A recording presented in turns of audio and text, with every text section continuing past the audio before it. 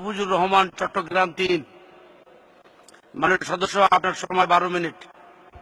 অনুগ্রহপূর্বক ১২ মিনিটে বক্তব্য শেষ করবেন। বিসমিল্লাহির রহমানির রহিম। মাননীয় স্পিকার, মহামান্য রাষ্ট্রপতি কর্তৃক গত ২২শে জানুয়ারি ধন্যবাদ প্রস্তাবের উপর বক্তব্য রাখার সুযোগ দানের জন্য আপনাকে আন্তরিকভাবে ধন্যবাদ। আমার বক্তব্যের শুরুতে আমি গভীর শ্রদ্ধার সাথে স্মরণ করতে চাই হাজার বছরের শ্রেষ্ঠ বাঙালি, ইতিহাসের রাখাল রাজা, জাতির জনক বঙ্গবন্ধু শেখ মুজিবুর রহমানকে। আমি আরো স্মরণ করতে চাই ১৯৭৫ সালে ১৫ই আগস্ট নিহত সকল শহীদদের। আমি আরো স্মরণ করতে চাই জাতীয় চার নেতাকে। সর্বোপরি আমি স্মরণ করতে চাই আমাদের সন্দ্বীপের কিংবদন্তি, আধুনিক সন্দ্বীপের রূপকার আমার প্রয়াত পিতা দীপবন্ধু আলহাজ মুস্তাফিজুর রহমানকে। সর্বোপরি আমি স্মরণ করতে চাই আমাদের এই সহকর্মী সম্প্রতি দুর্বৃত্তের আঘাতে নিহত হয়েছেন মঞ্জুরুল আলম লিটন ভাইকে স্মরণ করছি এবং তার রুহের মাগফিরাত কামনা করছি। মাননীয় স্পিকার, মহামান্য রাষ্ট্রপতির ভাষণটি ঐতিহাসিকভাবে একটি সময় উপযোগী এবং দিক নির্দেশনামূলক বক্তব্য। এই এক কথায় বলা যায় সারা বাংলাদেশের উন্নয়নের চিত্র এই বক্তব্যের মাধ্যমে ফুটে এসেছে। তাই আমি বলবো এই বক্তব্য শুধু বক্তব্য নয়, ইহা একটি মহামূল্যবান উন্নয়নের দলিল। সারা বাংলাদেশে আজকে উন্নয়নের জোয়ার বইছে। আজকে যদি প্রবৃদ্ধি দেখি ৭.১১% প্রবৃদ্ধি হয়েছে। আমাদের মাথাপিছু আয় $১৪৬৬, রিজার্ভ $৩৪.২৪ বিলিয়ন, দারিদ্র্যের হার নেমে এসেছে ২২.৪%, খাদ্য উৎপাদন ৪ কোটি মেট্রিক টন, বিদ্যুৎ উৎপাদন হয়েছে ১৫,৩০০ মেগাওয়াট। এভাবে মাননীয় স্পিকার, ধারাবাহিক সরকারের প্রতিটি ক্ষেত্রে উন্নয়নের জোয়ার বইছে। কৃষি, শিল্প, শিক্ষা, স্বাস্থ্য, বিদ্যুৎ, নারীর ক্ষমতায়ন সহ সামাজিক নিরাপত্তা ও তথ্য প্রযুক্তি খাতে ব্যাপক উন্নয়ন সাধিত হয়েছে। সেই জন্য সারা বিশ্বের মানুষ আজকে বাংলাদেশের দিকে তাকিয়ে রয়েছে। বাংলাদেশকে আজকে উন্নয়নের রোল মডেল হিসেবে বলা হয়। আর এগুলো স্বপ্ন, এগুলো বাস্তবায়ন হয়েছে একমাত্র মাননীয় প্রধানমন্ত্রী জননেত্রী শেখ হাসিনার জন্য। তাই তো সারা বিশ্বের মানুষ আজকে প্রশ্ন করে এত কি মেরিট রয়েছে বাংলাদেশের, যে এত অল্প সময়ে বাংলাদেশ এত উন্নয়ন করতে পেরেছে। মাননীয় প্রধানমন্ত্রী বলেন এই একমাত্র সম্ভব হয়েছে সততা এবং দেশপ্রেমের কারণে। সেই জন্য বলি, মাননীয় প্রধানমন্ত্রী যে রূপকল্প ২০২১ সালের মধ্যে বাংলাদেশ মধ্যম আয়ের দেশে রূপান্তরিত হবে, ইতিমধ্যে আমরা নিম্ন মধ্যম আয়ের দেশে রূপান্তরিত হয়েছি এবং ইনশাল্লাহ ২০২১ সালের মধ্যে বাংলাদেশ মধ্যম আয় এবং ২০৪১ সালের মধ্যে বাংলাদেশ ক্ষুধামুক্ত, দারিদ্র্যমুক্ত একটি উন্নত বাংলাদেশ প্রতিষ্ঠিত হবে। মাননীয় স্পিকার, যেহেতু আমরা নবীন সংসদ সদস্য, আমরা আমাদের এলাকার বিষয় নিয়ে একটি কথা বলতে চাই। এই গত ৩ বছর আমরা আমাদের এলাকায় কি উন্নয়ন করেছি সেগুলো নিয়ে একটু আলোচনা করতে চাই। পরবর্তী সময়ে কিছু দাবি দেওয়ার কথা বলবো। মাননীয় স্পিকার, আপনি জানেন আমার নির্বাচনী এলাকা সাগরকন্যা খ্যাত সন্দ্বীপ, একমাত্র চট্টগ্রামের একমাত্র দ্বীপ অঞ্চল। পূর্বে মেঘনা নদী, উত্তরে মেঘনা নদী, দক্ষিণ এবং পশ্চিমে বঙ্গোপসাগর, চারিদিকে সমুদ্র বিস্তৃত এই দ্বীপের মানুষের দীর্ঘদিনের আকাঙ্ক্ষা ছিল যে এখানে বিদ্যুতের এক বিশাল সমস্যা। আমরা কখনো বিদ্যুৎ ছিল না আমাদের। আজকে মাননীয় প্রধানমন্ত্রী জননেত্রী শেখ হাসিনার কল্যাণে এবং তার প্রচেষ্টায় আমরা সন্দ্বীপবাসী বিদ্যুতের আলোয় আলোকিত হতে যাচ্ছি। ১৪৪ কোটি টাকা ব্যয়ে জাতীয় গ্রিড থেকে সাবমেরিন কেবলের মাধ্যমে সন্দ্বীপকে বিদ্যুতের আলো আলোকিত করা হচ্ছে। ইতিমধ্যে এই কাজের সকল প্রক্রিয়া সম্পূর্ণ হয়ে অনানুষ্ঠানিকভাবে কাজ শুরু হয়েছে। আগামী এপ্রিল মাসে মাননীয় বিদ্যুৎ প্রতিমন্ত্রী সেখানে গিয়ে সেই কাজের শুভ উদ্বোধন করবেন এবং আমরা আশা করছি ২০১৮ সাল নাগাদ নির্দিষ্ট সময়ের মধ্যে আর সন্দ্বীপবাসী বিদ্যুতের আলোয় আলোকিত হবে। এই বিদ্যুতের আলোয় আলোকিত হলে সন্দ্বীপবাসীর জীবনযাত্রার মান আরো উন্নয়ন হবে। আজকে মাননীয় স্পিকার, বিশেষ করে পানি সম্পদ মন্ত্রণালয়ের অধীনে আমরা জানেন যে প্রতিনিয়ত আইলা, নার্গিস বিভিন্ন ঘূর্ণিঝড়ে আক্রান্ত হয়ে যায়। সেই জন্য পানি সম্পদ মন্ত্রণালয়ের অধীনে স্লোপ দিয়ে প্রতিরক্ষা বাঁধ নির্মাণ ২১৩ কোটি টাকার প্রতিরক্ষা বাঁধ নির্মাণের অনুমোদন হয়েছে। আজকে সন্দ্বীপের বিশেষ করে জলবদ্ধতা এবং জলবদ্ধতার জন্য সন্দ্বীপের চারিদিকে ৪টি সুইচ গেট, ১৯টি খাল এবং যে সমস্ত বেড়িবাঁধগুলো রিপেয়ারিং প্রয়োজন সেগুলোর জন্য ৩৮.৫০ লক্ষ টাকা অনুমোদন হয়েছে এবং সেটা ইতিমধ্যে টেন্ডার হয়েছে।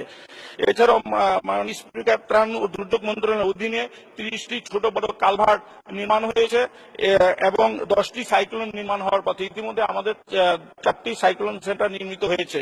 মাননীয় স্পিকার, নৌ পরিবহন মন্ত্রণালয়ের অধীনে আমাদের মূল যাতায়াত করতে হয়, চট্টগ্রামের দিকে যাতায়াত করতে হলে আমাদের সাগর পথে যাতায়াত করতে হয়। এই জন্য আমাদের দীর্ঘ 14 বছর সন্দ্বীপে জাহাজ সার্ভিস বন্ধ ছিল। মাননীয় নৌ পরিবহন মন্ত্রীর কল্যাণে আমরা সন্দ্বীপবাসী এখন জাহাজ সার্ভিস পাচ্ছি এবং আসার কথা সম্প্রতি একনেকে অনুমোদন হয়েছে। আমাদের একটি নতুন 500 আসন বিশিষ্ট একটি নতুন জাহাজ অনুমোদন হয়েছে, যা চিটং ডকইয়ার্ডের কাজ চলছে। এছাড়াও আমাদের সন্দ্বীপে উঠানামার জন্য আমি প্রায় প্রতিনিয়ত 71 বিধি এবং 42 বিধিতে কয়েকবার আমি নোটিশ করেছিলাম। সেখানে মাননীয় নৌপরিবহন মন্ত্রী আমাদেরকে কথা দিয়েছিল যে আমাদের একটি জেটি নির্মাণ করে দিবে। সবচেয়ে আনন্দের বিষয়, সন্দ্বীপবাসী এখন সেই জেটিটি স্বপ্ন দেখছে এবং ইতিমধ্যে এটা 46 কোটি টাকার অনুমোদন হয়েছে। আশা করছে আগামী 2-1 মাসের মধ্যে সেটা টেন্ডার হবে। এভাবে সন্দ্বীপের উন্নয়ন হচ্ছে। এছাড়াও আজকে সড়ক ও সেতু মন্ত্রীকে আমি আন্তরিকভাবে ধন্যবাদ জানাচ্ছি। ও সড়ক ও সেতু মন্ত্রীর অধীনে দুটি রাস্তা আমার রয়েছে। একটি উত্তরে রয়েছে সন্তোষপুর, দক্ষিণে সারিগাইত। এই দীর্ঘ 27 কিলোমিটার রাস্তা উনি আমার পাকা করে দিয়েছেন।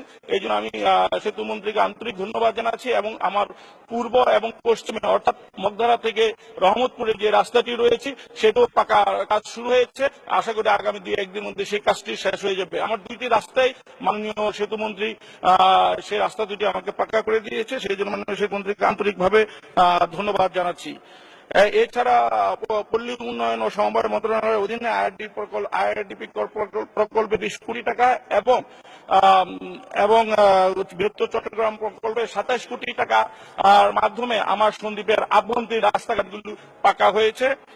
এছাড়াও প্রবাসী কল্যাণ বৈদেশিক কর্মসংস্থান মন্ত্রণালয়ের অধীনে সন্দ্বীপ উপজেলায় একটি কারিগরি প্রশিক্ষণ কেন্দ্রের অনুমোদন হয়েছে এবং সেটা জায়গা অধিগ্রহণ করা হয়েছে। আমরা আশা করছি খুব শীঘ্রই মধ্যে সেই কাজটি শুরু হবে। এবং শিক্ষা খাতে সন্দ্বীপে ব্যাপক উন্নয়ন হয়েছে। আমার 2টি কলেজে 4তলা ভবন হয়েছে। কিন্তু শিক্ষামন্ত্রী আমরা নির্বাচিত হওয়ার পর আমি সহ সকল সংসদ সদস্যের কাছ থেকে উনি আমাদেরকে চিঠির মাধ্যমে আমাদের কাছ থেকে 10টি নতুন ভবন, হাই স্কুলের জন্য 10টি নতুন ভবন, 10টি উর্দুমুখী ভবন এবং 6টি মাদ্রাসার জন্য একটি তালিকা নিয়েছেন, যেটা আজকে প্রায় 3 বছর 2 মাস হয়েছে আমরা নির্বাচিত হয়েছি। উনি নিয়েছেনও 2 বছর হয়েছে, কিন্তু আজ পর্যন্ত এটা কোনো আলোর মুখ দেখেনি। কিন্তু এখন আমরা এলাকায় গেলেই এই বিষয়টা নিয়ে আমাদেরকে জনসম্মুখে আমাদেরকে কথা বলতে হয়। তা আমি অনুরোধ করব মাননীয় শিক্ষামন্ত্রীকে যে এই বিষয়টি দ্রুত ত্বরান্বিত করার জন্য। মাননীয় স্পিকার, সম্প্রতি পত্র পত্রিকার মাধ্যমে এবং মিডিয়ার মাধ্যমে জানতে পেরেছি যে রোহিঙ্গাদের ঠেঙ্গাচরে পুনর্বাসন করা হবে। এ ব্যাপারে আমরা সন্দ্বীপবাসী উদ্বেগ প্রকাশ করছি। ইতিমধ্যে মাননীয় সংসদ সদস্য মাইনুদ্দিন খান বাদল পয়েন্ট অফ অর্ডারে এই বিষয়ে বক্তব্য দিয়েছেন। তার বক্তব্যের সাথে আমরা সন্দ্বীপবাসী সহমত পোষণ করছি। কেননা ঠেঙ্গাচরে পুনর্বাসন করলে কোনো অবস্থাতে সন্দ্বীপবাসী মেনে নেবে না। মাননীয় স্পিকার, ঠেঙ্গাচরটি হচ্ছে হাতিয়ার অংশ বলে বলা হয়। মূলত ঠেঙ্গাচর হাতিয়ার অংশ নয়, এটি সন্দ্বীপের অংশ। সন্দ্বীপের সাবেক নেয়ামস্তি ইউনিয়ন এবং ইচুতপুর ইউনিয়ন মিলে এই ঠেঙ্গাচর এবং আমাদের সন্দ্বীপ থেকে ঠেঙ্গাচর যেতে 20 থেকে 25 মিনিট সময় লাগে আপনার ইঞ্জিন চালিত নৌকায়, কিন্তু পক্ষান্তরে হাতিয়া থেকে এই ঠেঙ্গাচর যেতে হয় 3 থেকে 4 ঘন্টা সময় লাগে। সুতরাং আমরা যেহেতু নদী ভাঙ্গন প্রবণ এলাকা, এই ঠেঙ্গাচরটি আমাদের সন্দ্বীপের অংশ। এছাড়া সন্দ্বীপের বেড়িবাঁধে 1 থেকে 1.5 লাখ লোক মানবতার জীবনযাপন বাস করছে, যেখানে আমার এলাকার আমার জনগণকে আমি এখন পর্যন্ত তার মানুষ যখন চিন্তা করলো ঠেঙ্গাচর যখন হয়েছে, মানুষ চিন্তা করলো তার পুরনো ভূমি ফেরত পাবে। যেখানে আমার এলাকার জনগণকে আমি তাদেরকে ভূমি পুনর্বাসন করতে পারছি না, সেখানে রোহিঙ্গাদের কোনো অবস্থাতেই সন্দ্বীপের জনগণ ঠেঙ্গাচরকে মেনে নিবে না। ইতিমধ্যে সন্দ্বীপের দক্ষিণ পশ্চিমাঞ্চলে অনেকগুলি চর হয়েছে, নদী ভাঙনে বিলুপ্ত হয়েছে অনেকগুলি ইউনিয়ন, রুহনি, ইজুতপুর, রুদ্রাখালী, নেয়ামস্তি, সুলতানপুর, কমলপুর, বাটাজোড়া, কাঠগড়, আমিরাবাদ, এই সমস্ত জায়গাগুলি সন্দ্বীপের সাবেক ইউনিয়ন। এইসব ইউনিয়নগুলি ভেঙে গিয়ে নতুন চর জেগে উঠেছে। তাই আমার সন্দ্বীপের লোকের নদী ভাঙনের ফলে ঘর বাড়ি হারিয়ে আজ বেড়িবাঁধের মধ্যে বেড়িবাঁধের উপর বসবাস করছে। তাই আমি মনে করি যে ঠেঙ্গাচর সহ সকল পুনরুদ্ধার ভূমিতে সন্দ্বীপের অংশ, সন্দ্বীপের লোকদেরকে পুনর্বাসন করা একান্ত প্রয়োজন। আমি দুই একটি মাননীয় স্পিকার, আমি দুই একটি সমস্যার কথা বলবো। আমাদের আরেকটি বড় সমস্যা হলো সন্দ্বীপ সন্দ্বীপ মূল ভূখণ্ডের সাথে আমাদেরকে সম্পৃক্ত করা। ইতিমধ্যে আমার বক্তব্যে বলেছি সন্দ্বীপের বিভিন্ন অঞ্চলে, বিশেষ করে আমার দিঘাপাড়ে বিশাল চর হয়েছে। আমি যদি উড়ির চর টু সন্দ্বীপ যদি একটি সড়ক বাঁধ নির্মিত হয়, তাহলে সন্দ্বীপের মানুষের আর কোনো সমস্যা থাকবে না। সেখানে 20,000 হেক্টর জমি পুনরুদ্ধার হবে এবং ইতিমধ্যে জোয়ারের পানিতে ইতিমধ্যে পলি জমে এটাকে অলরেডি চর হয়ে গিয়েছে। এখানে শুধু আমি মাননীয় প্রাণী সম্পদ মন্ত্রীর দৃষ্টি আকর্ষণ করছি, ওনার একটু ঐকান্তিক প্রচেষ্টা থাকলেই এই সন্দ্বীপ টু উড়ির চর একটি যদি সড়ক বাঁধ নির্মিত হয়, তাহলে সন্দ্বীপ মেইনল্যান্ডের সাথে সংযুক্ত হবে। এটা আমাদের সন্দ্বীপের মানুষের প্রাণের দাবি। এছাড়াও আমি সড়ক পরিবহন ও সেতু মন্ত্রী মহোদয়ের কাছে অনুরোধ করব যে উনি আমার দুইটি রাস্তা 12 ফিটের রাস্তাগুলো উনি করে দিয়েছেন, কিন্তু এই বর্তমান যুগে আমার 5 লক্ষ লোকের বসবাস, এই মানুষের জন্য প্রতিনিয়তই এই রাস্তা দিয়ে যানজট লেগে যায়। এই জন্য আমি অনুরোধ করব যে অনতিবিলম্বে আমার এই 12 ফিট রাস্তাগুলিকে 18 ফিট করার জন্য বিশেষভাবে অনুরোধ জানাবো। মাননীয় স্পিকার, স্থানীয় সরকার পল্লী উন্নয়ন মন্ত্রণালয় থেকে আমরা কালভার্ট সহ বিভিন্ন রাস্তাঘাটের অনেক বরাদ্দ পেয়েছি, কিন্তু আমার সন্দ্বীপের একটি বিশেষ সমস্যা, সেটা অন্য এলাকায় হয়তো এতটা সমস্যা নাই, কিন্তু আমার সন্দ্বীপে এটা বিশেষ সমস্যা। কারণ আমার সন্দ্বীপের চারিদিকে পানি থাকার পরেও আমরা সুপেয় পানির অভাবে প্রতিনিয়ত আমাদের মানুষ অনেক কষ্ট করছে। ইতিমধ্যেই আমাকে গত বছর মাত্র 27টি ডিপ টিউবওয়েল দেওয়া হয়েছে, এবছর মাত্র 45টি ডিপ টিউবওয়েল দেওয়া হয়েছে। আমি মাননীয় স্থানীয় সরকার পল্লী উন্নয়ন মন্ত্রী মহোদয়ের কাছে বারবার গিয়েছি, বারবার অনুরোধ করছি যে বিশেষ কোটায়, কারণ সন্দ্বীপ একটা দ্বীপ অঞ্চল, এখানে বিকল্প কোনো পানির ব্যবস্থা নাই, সুতরাং এই অঞ্চলের জন্য অন্তত 500 ডিপ টিউবওয়েলের বিশেষ বরাদ্দ দেওয়ার জন্য আমি অনুরোধ করছি। মাননীয় স্পিকার, আমি আগেই বলেছি আমি মাননীয় স্পিকার, আমি নবীন সংসদ সদস্য, আমাকে একটু দয়া করে একটু 2 মিনিট সময় দেন, আমি সময় দিলে বাধিত হব। মাননীয় স্পিকার, আমার আরেকটি ছোট্ট দাবি, মাননীয় স্বরাষ্ট্রমন্ত্রী মহোদয় এখানে আছেন, মাননীয় স্বরাষ্ট্রমন্ত্রী মহোদয়ের কাছে আমার বিশেষ অনুরোধ, আমার সন্দ্বীপের মানুষ সন্দ্বীপের আইন শৃঙ্খলার পরিস্থিতি উন্নয়নের জন্য আজকে এসে 1997 সনে একটি পিকআপ ভ্যান দেওয়া হয়েছিল, এর পরবর্তী আজকে 19টি বছর সন্দ্বীপের কোনো পিকআপ ভ্যান নাই। তারা সন্দ্বীপের আইন শৃঙ্খলা রক্ষার জন্য শুধুমাত্র একটি হুন্ডা দিয়ে তাদের আইন শৃঙ্খলা রক্ষাকল্পে কাজ করতে হয়। সেই জন্য আমি মাননীয় স্বরাষ্ট্রমন্ত্রীর কাছে আমি বিশেষভাবে অনুরোধ করবো আমার সন্দ্বীপের জন্য 2টি পিকআপ ভ্যান এবং চিরগং থেকে সন্দ্বীপের যাতায়াত পুলিশদের মাননীয় সদস্য দয়া করে 1 মিনিটে শেষ করুন। ধন্যবাদ মাননীয় স্পিকার।